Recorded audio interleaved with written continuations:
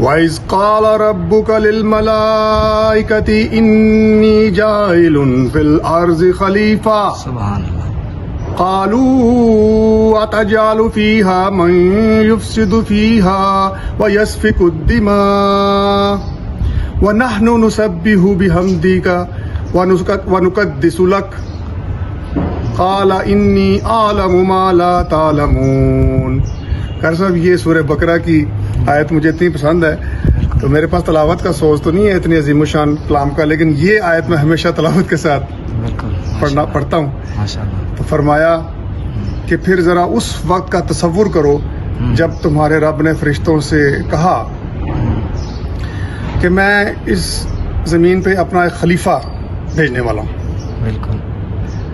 تو فرشتوں نے عرض کیا کہ پروردگار کیا آپ کسی ایسے کو زمین کا خلیفہ بنا رہے ہیں جو کہ اس کا انتظام بگاڑ دے اور یہاں خون ریزیاں کرے، جبکہ آپ کی حمد و ثنا اور تقدیس تو ہم تسبیح کے ساتھ کر ہی رہے ہیں. فرمایا یہ زبردست ہے.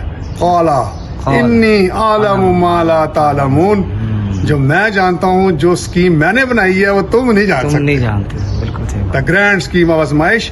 اور یہ آیت یقین مانے ہمارے وجود اور ہمارے نقطۂ آغاز کی پوری انفارمیشن دے رہی ہے جو کہ آج تک جدید سائنسی ترقی کے ساتھ بھی کوئی یہ جواب نہیں دے سکا. صحیح بات ہے کہ کہاں سے ہمارا آغاز ہوا اور کیسے ہوا اور کیوں ہوا. جی بالکل. یعنی آرکیالوجی موجود ہے، فوسلز کا علم ہے اور بڑا کچھ ٹیوے لگائے جا رہے ہیں. اور لیٹ می سے کہ اب تو سائنس نے یہ ایڈمٹ بھی کر لیا کہ ہو سکتا ہے ان کو اب مزید شواہد نہ ملیں. صحیح بات ہے. جتنے ملنے تھے مل گئے ہیں ہسٹری سے. تو پھر کون بتائے گا ہمیں؟ بالکل. انبیاء. اس علم کا ماخذ صرف انبیاء، الہامی کتب اور اب فائنلی قرآن مجید. بے شک. Thank you.